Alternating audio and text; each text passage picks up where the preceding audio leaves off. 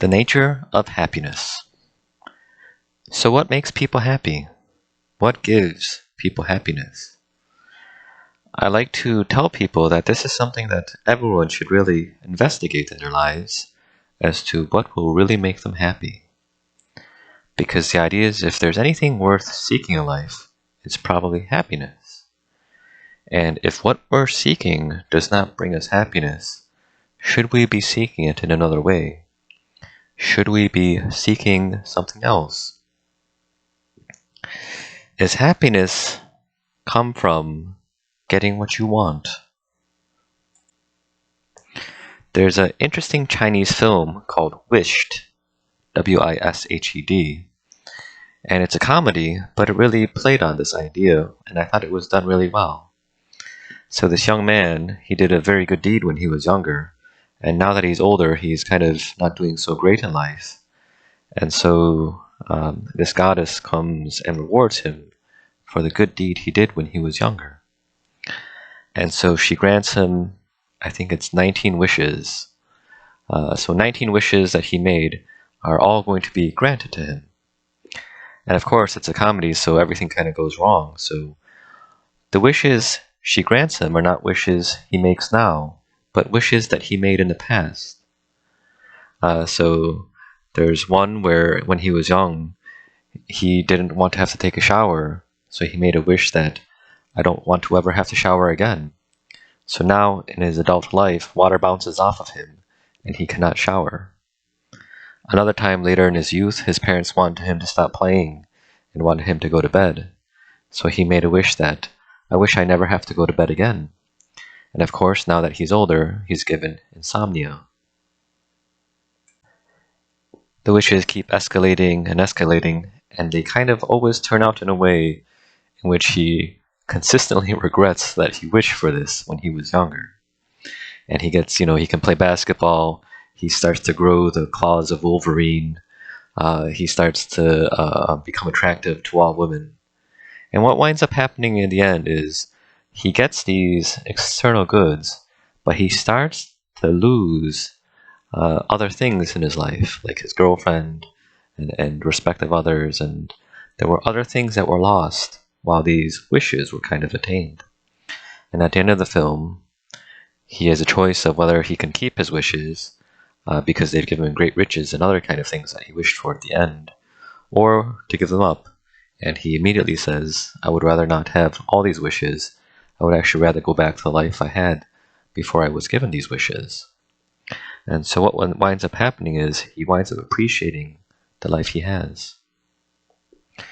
There's an interesting moment in the movie Out of Africa where the character Meryl Streep, the man actually sort of, they propose to get together, and Robert Redford, and Meryl Streep says something like, when the gods want to curse you, they give you actually exactly what you want. So what is life's commercial? Every single commercial that you see on TV goes the same way. Obtain this external thing, whatever we're selling, and it will not just bring you this external good, but it will bring you happiness. Meaning these jeans don't just cover your legs, they bring you happiness. If you smoke this cigarette, you not only get a cigarette, but you look cool. And looking cool will bring you happiness. So the idea is obtain XYZ and you will have happiness. And this goes along with the goal-based life that you are taught from the beginning of since you were born. Achieve a goal, and this is a marker of happiness. So graduate, get a job, get a wife or a husband, have kids, have grandkids, get promoted higher and higher, get power, get status, get all these things. And as soon as you get these things, you will have happiness. And once you have happiness from reaching your goal, it is only natural to set out new goals. And so you can continue your streak of happiness. What's wrong with that is there's a falseness in that this is all conditional happiness. You are setting conditions for your happiness. I will not be happy until I have XYZ. Sometimes that's having enough money or having retirement or getting a material good. But the problem is, from now until then, how is life in between that? meaning all of you who have been living a condition-based life of conditional happiness, how happy are you right now? Have you achieved an ultimate happiness? Or are you waiting for some other goal to be met before you say you can do that? There was a Hindu guru who said something like, when you finally reach your goal or you obtain some external good and you are suddenly happy, it is not the fact that you obtained that good that has brought you happiness. It is actually that your desire has gone away. And so the idea is your absence of desire is what caused your happiness, not the satisfaction of it. And so the absence of desire leaves a sort of peace in you. The Stoics had a similar comment about that, in that they said happiness was like having not requiring anything else, that all thirst and hunger were sort of sated, that you didn't seek anything else. And so the paradigm of how to achieve happiness is, if you are at A, get to B. And at B, you will experience happiness. B may signify, power, riches, or a goal that you are needing to meet, or material goods, or anything. And so the idea is, if you only could get to B, you would experience happiness. Mindfulness or philosophy, these things teach you that happiness is not at B, but happiness is to be experienced at A. Don't go anywhere, don't get anything, don't achieve anything.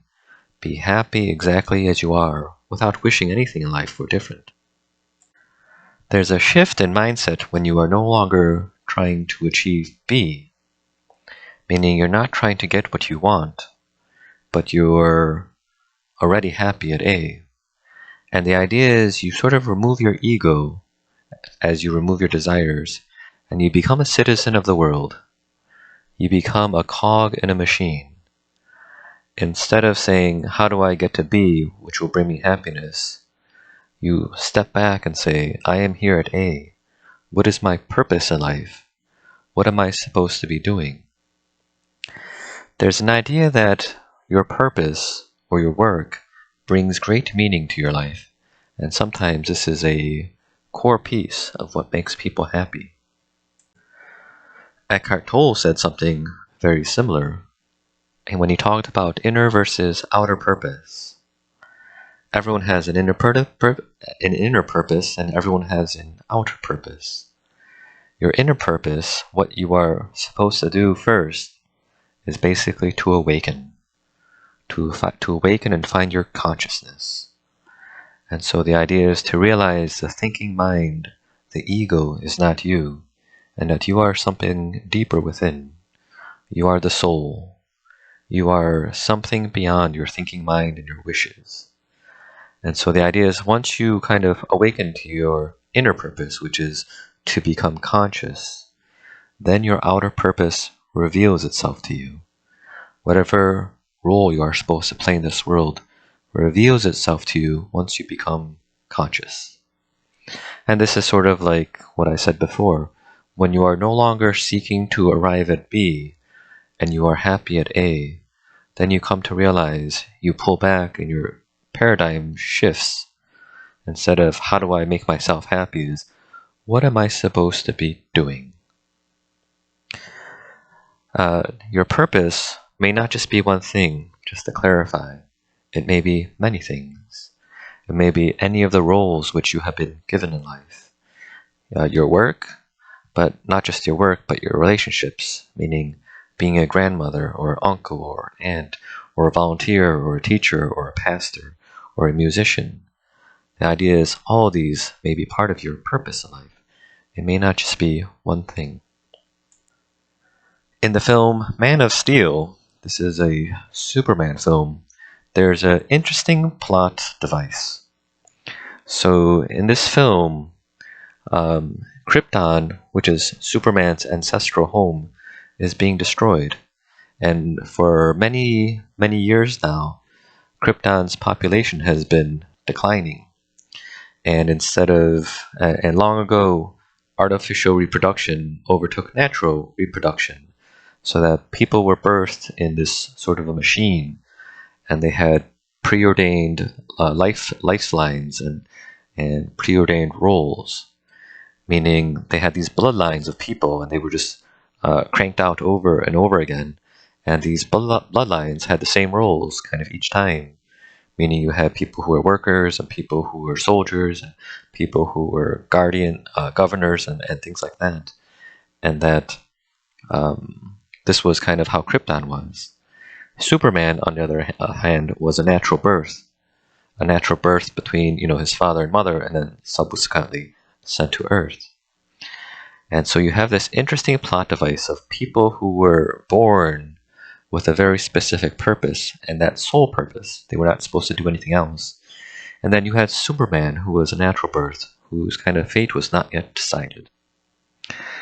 Because it is an American film, it tends to lean towards, choice is the better option, and that we should all have a choice in kind of what we do and the freedom to choose. But if you actually analyze the movie closely, you would see that the way the characters are actually belies that notion.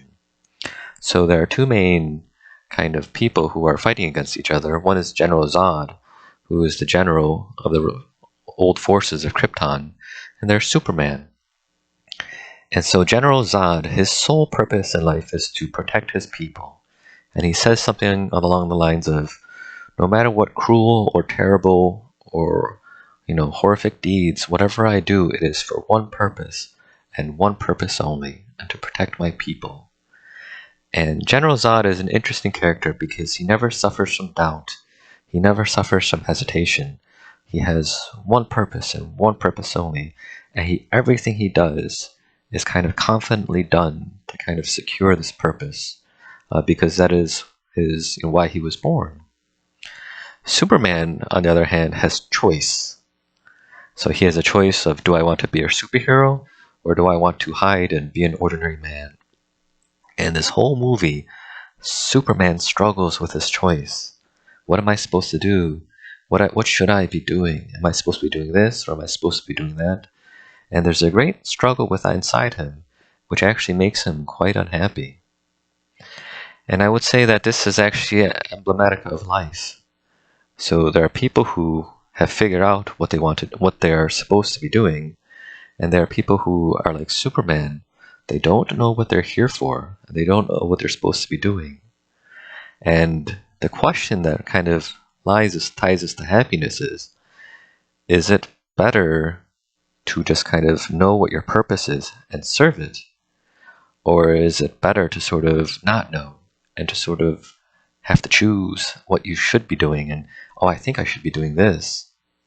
The question is, how many of you know what you're supposed to be doing? How many of you know your purpose? Wouldn't it be easier if someone just told you your purpose, meaning you are born for this, and just do it? But how many of you went to college knowing this is what I should be doing? How many of you, if you after got a job, said this is what I should be doing? How many of you know what you are supposed to be doing in life? Because if you knew what role you were supposed to serve, you could serve it and be content and just have peace with that. How many people seek fortune tellers or mediums to try to divine the future of what they are supposed to be doing? And so this is something everyone has to sort of figure out for themselves. In that same way, people have the same dichotomy in the West of, say arranged marriages versus kind of chosen marriages. So in a lot of Eastern cultures, even today, there are still arranged marriages. They're not like before where kind of people are forced and never meet or things like that, but they're more like arranged matchmaking between families. And you have some, very limited meeting, but basically you just kind of get married without knowing the other person too well. And then in the Western side, you have choice. Everyone chooses who they want to marry. And the idea is often that doesn't seem to go well because there's a very high divorce rate. And yet on the other side, on arranged marriages, some people are wind up quite happy with kind of what they've received. And so which one leads to better happiness? That's an interesting question. And the question is, if you choose, how do you know you've chosen correctly? If someone's appointed for you, it rules out It leaves you without any sort of, oh, I should have chosen this person over that person. But when you choose, do you have that same amount of certainty? There's an idea in sort of Stoic philosophy that you are supposed to serve in whatever role is allotted to you. So if you are allotted a role as a rich person, you take that role. If you are suddenly become poor, you have the role of a poor person, and you take that role and you play it as best as you can. So whatever job, whatever task, whatever life circumstances are set before you, that is the role you should take up, and you should perform it to the best of your circumstances. The idea is you should take your ego and what you desire out of the equation and sort of serve and fulfill your task kind of as best as you can. In Taoism, there's a similar idea of removing your ego so that you can master the Tao.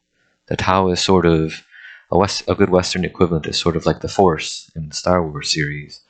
But the idea is of connecting to your inner muse or your inner self. So you remove thoughts of desire and aversion. You remove thoughts of praise and blame.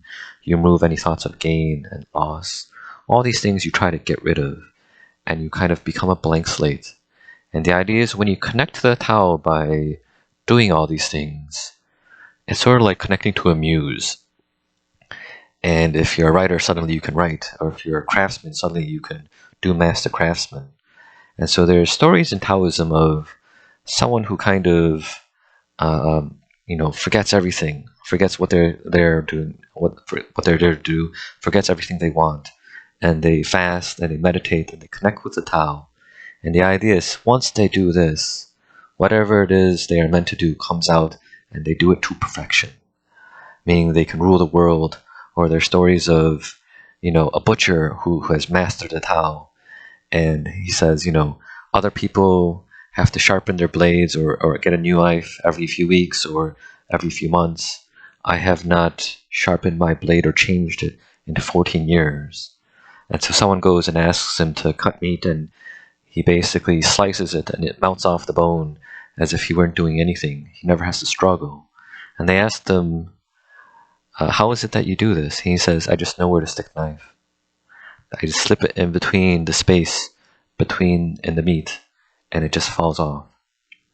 And the idea is, if you connect to the Tao, if by ridding yourself of your ego and ridding yourself of your desires, suddenly you master whatever craft and whatever purpose you're here to serve. Just as in the case of suffering, the question arises whether happiness comes from external sources or internal sources. Does it come from without, or does it come from within? And this is something that, like I said, everyone should kind of investigate, because it would change everything that you do. Meaning, if happiness didn't come from an external source, would you keep seeking doing what you are doing? Meaning, you think, I'm going to be happy when I have all this money. But if that weren't the case, that your external source was not the source of happiness, whether it be material goods, fame, power, some sort of achievement, if that external thing did not bring happiness, would you still try to seek it? And if not, would you change everything in your life so that you could seek happiness? In the same way, does happiness come if you understand that if an external thing did not bring happiness, would it change what you wanted to do for the world? Meaning there are people who always try to campaign for the world, and we want to make the world a better place by fixing this, by making, equal pay or racial equality or ending poverty or fixing healthcare or any of these kind of things. But do these things bring happiness to people? And if it didn't bring happiness to people, what does? Meaning, can you bring happiness to someone without changing their external circumstances?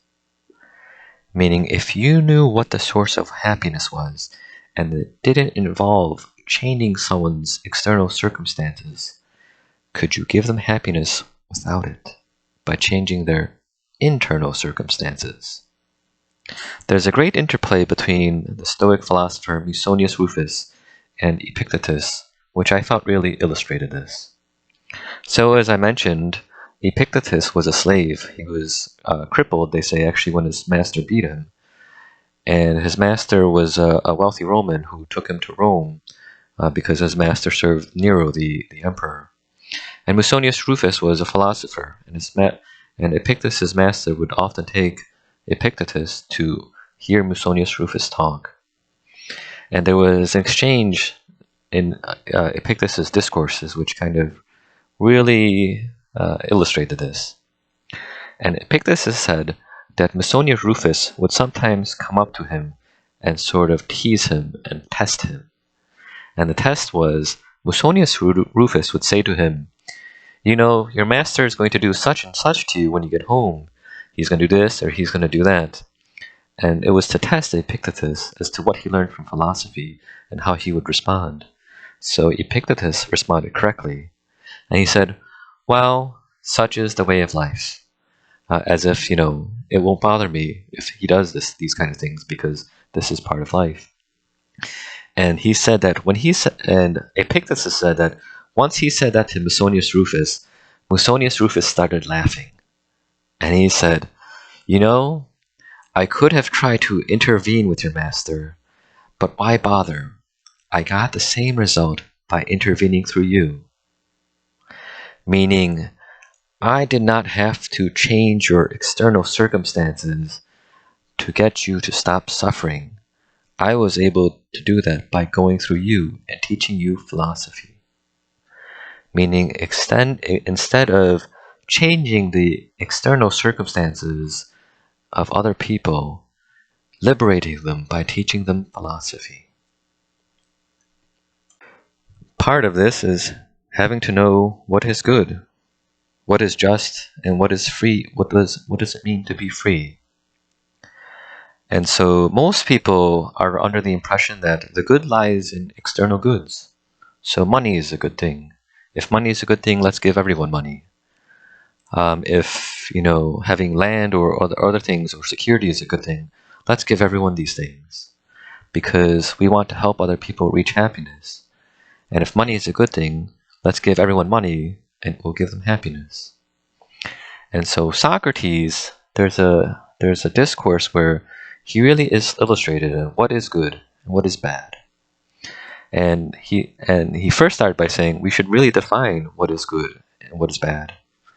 And he said, let us say that a good is only a good if it brings you benefit.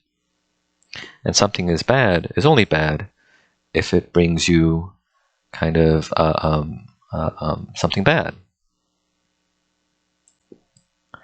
And so it started with things like money. Is money a good? Well, if it brings you benefit, it's a good. But Socrates asks, aren't there cases where money brings you something that's bad?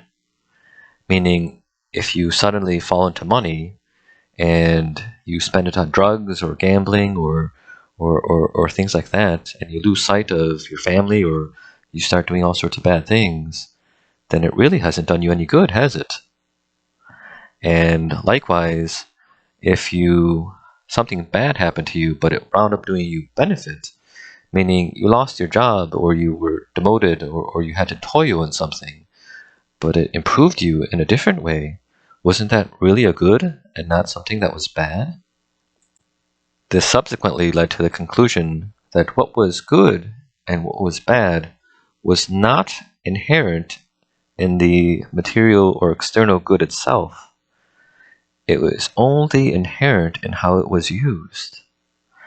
Therefore, what was truly good and what was truly bad was knowledge and ignorance. Because you needed knowledge to make a good, and without that knowledge, a good might be bad. So ignorance of how to use a good was not beneficial and it was harmful to you. Knowledge of how to use a good helped you. So even something like money, if you did not know how to use money, or if someone did not know how to use money, and you gave them money, They might blow it all on cigarettes and alcohol or drugs, and they might actually do themselves quite bad. But if someone knew how to use money and they used it properly, then giving the money, if they had that knowledge, helped them greatly. So what was most important to give people was not material goods, it was actually knowledge. There are interesting studies on whether money makes people happy. There is some study out there on lottery winners, and it basically said that 1 year after winning the lottery, their happiness went back to their baseline. So whatever baseline happiness they had before they won their lottery, a year after, they went right back to it. Meaning material goods do not inherently bring happiness. And you can really examine your own life to see whether that's true. Think about something you really wanted, something you really longed for when you were younger, some sort of car or gift or something like that. And remember how you felt once you got it. And now where is that object? It's, stuffed in the back of your closet or broken in your basement or something like that. Is it still bringing you happiness now? Are you in a state of constant happiness? And the answer is no. Whatever you had, you were happy for a little while, and then you went back to your baseline of what kind of happiness you had.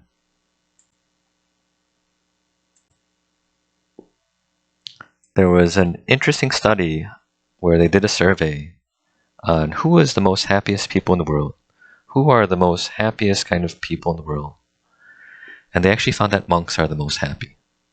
So monks who practice mindfulness and don't want anything other than what they have, even though they have no possessions and they have no, they don't have sometimes nothing, no food in their stomach, they have a bowl to beg with, sometimes they don't know where they're sleeping that night. These are the most happiest people because they're grateful for what they have and they're trying to remove desire so they don't seek anything else. You contrast that with another study which I saw in The Economist, which said that when you looked at poor people who were living in a poor country, basically they were generally happy. When the whole country was poor, and they were also poor, they didn't suffer because of that. They didn't suffer any diminished happiness because of being poor in a poor country. On the other hand, when you went to a rich country, and you were poor inside a rich country, your self-esteem and your happiness took a big hit.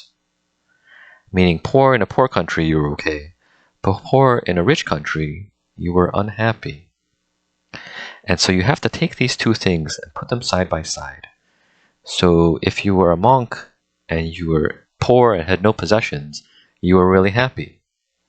If you were poor in a poor country, you were also okay to be happy.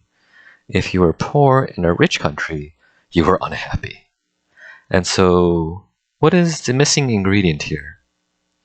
And you would basically characterize this as, is this involuntary poverty or is this voluntary poverty? Meaning monks were happy despite having poverty because it was voluntary poverty. If you were poor in a poor country, it was not necessarily voluntary poverty, but you didn't mind. But in a poor person in a rich country, your poverty was involuntary. And so if voluntary poverty you could be happy at, but involuntary poverty made you miserable, what is the thing to do to make one person happy, to take one person from one category into the other? And the answer is changing the will. Make them desire what they have, and they will be happy. To desire nothing but what they have.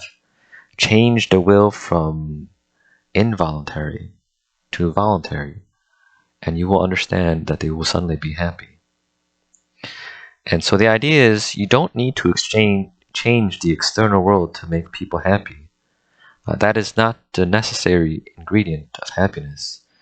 Meaning all the things that people strive for, equal rights, equal pay, racial harmony, racial justice, and all these kind of different things.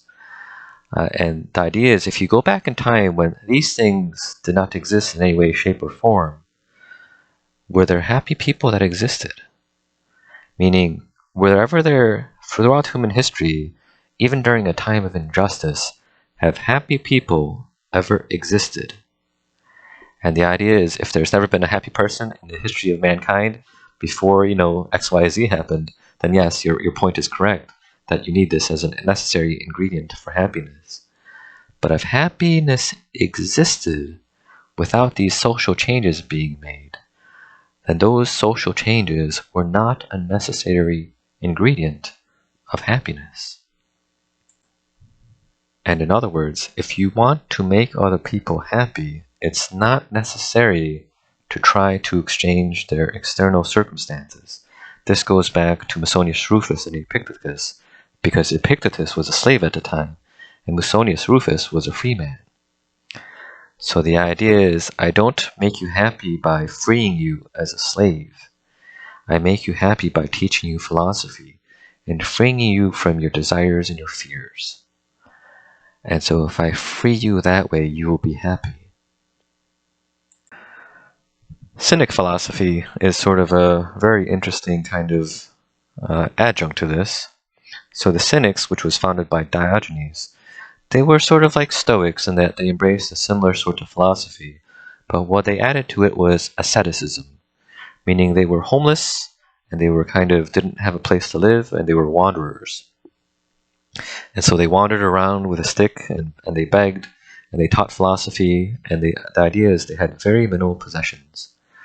And the key of the Cynic was they were happy in spite of all these things. Like the monks, they had a sort of involuntary poverty, but they did not seek anything else other than what they had, even though they had very little at all. So there's an idea in sort of financial theory and financial literature that the idea is to try to have an FU amount of money, meaning amount of money where you're so financially independent you can say FU to your boss at any time and walk away. And the idea is that for the Cynic it was zero. At $0, having no money at all, they could say FU to their boss anytime they wanted, because they were used to hardship. They could endure anything. And because of that, they did not require anything or rely on anybody. In Henry David Thoreau's Walden, he also comes up with a similar idea. So Henry David Thoreau, if you haven't heard, he's an American philosopher who, prior to the Civil War, this was I think 1840s and 50s, he basically went into the woods and built a cabin and lived there for about 2.5 years. A very, very simple kind of but very simple life. And he said that all he needed was to work 6 or 8 weeks of hard labor a year, and he had enough money to last him for the rest of the year. Meaning, he could do whatever he want once he made enough money to last him a year. He could go fishing every day, he could read philosophy, he farmed in the morning, he could go hiking, he could go canoeing, he could spend time with friends. But the idea is, he didn't see money as something to kind of amass and something that would bring him happiness. And the idea was he achieved happiness even though he didn't have many things. And there was something important he said about looking at purchasing something. He said, don't look at it what it costs in terms of money. Look at it at what it costs in terms of life. And so he talked about people who lived in town with all sorts of fancy things, and they were always in debt. They borrowed in order to get the place they had. They were always trying to pay off this person and pay off that person. They had mortgages. They had, all these things, that luxury goods that they kind of sought. And this was, 200 years ago, when your luxury goods were, having some sort of wash basin or things like that. And he said, compare that to the Native American who lives with a teepee that costs $1. The abode in town and the teepee both provide shelter, but the abode in town, will cost you 30 or 40 years of life. The teepee, on the other hand, costs you maybe 3 days of work, but one allows you freedom, and the other will keep tying you down for a very long time. In the same way, Musonius Rufus, the Stoic philosopher, they all kind of disparaged luxury. And so the idea was one of the virtues was moderation. Moderation meant you avoided luxury. So here in America, we see the opposite. We think luxury is a sign of happiness, and to achieve luxury is to have made it, to be greatly happy. But Musonius Rufus said something like, I would prefer sickness to luxury. I would prefer sickness to luxury, because sickness is a disease of the body, whereas luxury destroys the body and the soul. So the idea is, if you were sick, your body was sick, but it got better. But luxury did both, meaning it made your body sick because you became idle. Because you were idle and you never toiled, you didn't necessarily have exercise and you didn't have good health. If you indulge in sort of luxury delicacies and all that kind of that, your diet was poor, and also this contributed to your poor health. And if you were luxury and you had luxurious desires, you ate whatever you wanted, you kind of slept whenever you wanted. And he remarked that the people who live these kind of luxury lives, they all suffer from poor health. And you compare that to the farmer who toiled in the field all day and ate kind of more coarse food. The farmer had good health in spite of all that. The idea was luxury destroyed your body. It destroyed your soul as well, because it increased covetousness in yourself. It increased your desires. And so because it increased a lot of your desires, it made you a greedy person. It made you a coward because the luxurious lifestyle made you soft. And if you were soft and you had attachment to all these kind of desires, it made you a coward. And the last thing it did was it made you unjust. Meaning if you were greedy and you had all these desires and you were soft at the same time, you would be willing to use injustice to sort of get the things that you wanted. And so the philosophers, particularly the Stoic philosophers, they felt that the key to happiness was not an external good. The key to happiness was virtue. That virtue was sufficient to ensure happiness. The virtues they modeled back then were moderation, courage, wisdom, and justice.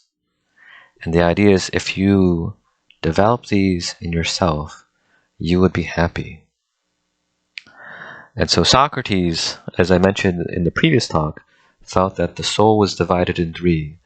The rational mind, the spirit, which kind of seeks honor and gets angry and that gets riled up. And the third one was the bodily appetites. And so when the philosopher was sort of, when there was a philosopher style of living, the rational mind and the spirit ruled over the bodily desires. And that this was the happiest mode of living. So the person who ruled by his mind was rational and would subsequently possess virtue. And because he possessed virtue, you would be happy in all circumstances. So wealth, poverty, even in an example of Diogenes, the cynic, even in slavery, he could still maintain happiness. And so the most important ingredient was not to obtain an external good.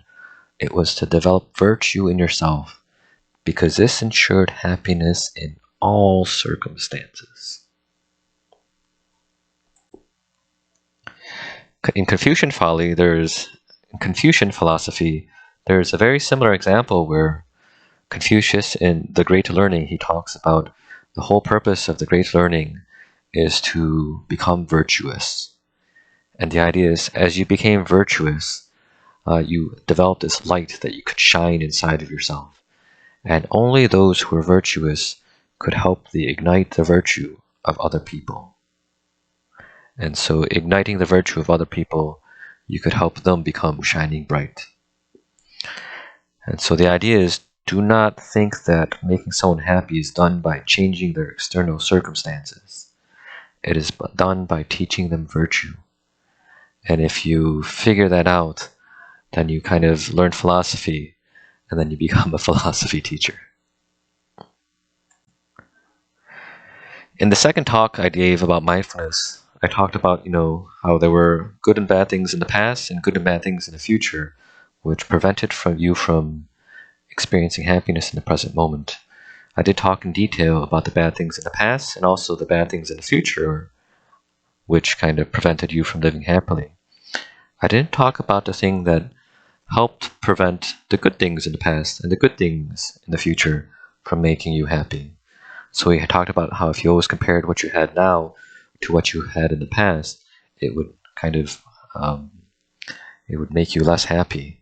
And if you were always waiting for conditional happiness, that would also make you unhappy. And as I mentioned in a talk of anger, forgiveness was the antidote to anger. And so in this case, gratitude is the antidote to both envy and nostalgia. Meaning gratitude helped you appreciate what you had in the present moment, instead of comparing to the past and what you were wishing for in the future. There's a saying that comparison is a thief of joy. And I would add to that gratitude will return that what was lost. So, to kind of summarize, if happiness is not found in external goods, then don't seek it in external goods.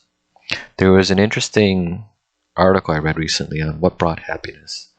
And they said it was through their studies, a certain set of traits and certain set of practices which were most likely to bring happiness. One of them was gratitude. So practicing gratitude often helped. Expressing empathy, kindness, generosity. So there are many studies on generosity where people who give regularly are just much more happy. And then, of course, the other things I would add are probably having a sense of purpose, a sense of belonging or community, so having good friendships and things like that, and a kind of a connection to the world. I would note that none of these require any sort of external good. And so the idea is if you are seeking happiness, don't seek it in some external good. Find these things and see if they make you happy. And if you don't believe me, you can spend the rest of your life looking for happiness in the way you are and see and come back and tell me if you have found it. That will conclude my talk. Suggested reading. One is Walden from Henry David Thoreau. Another is Man's Search for Meaning. This is an interesting book about finding purpose in life. And the film Wished. It's a Chinese film, so you'll have to use subtitles unless you can understand Chinese. If you receive benefit from my talk, I ask that you perform one good deed in return. One good deed. The deed is not bound by size, merely by sincerity. Thank you for listening.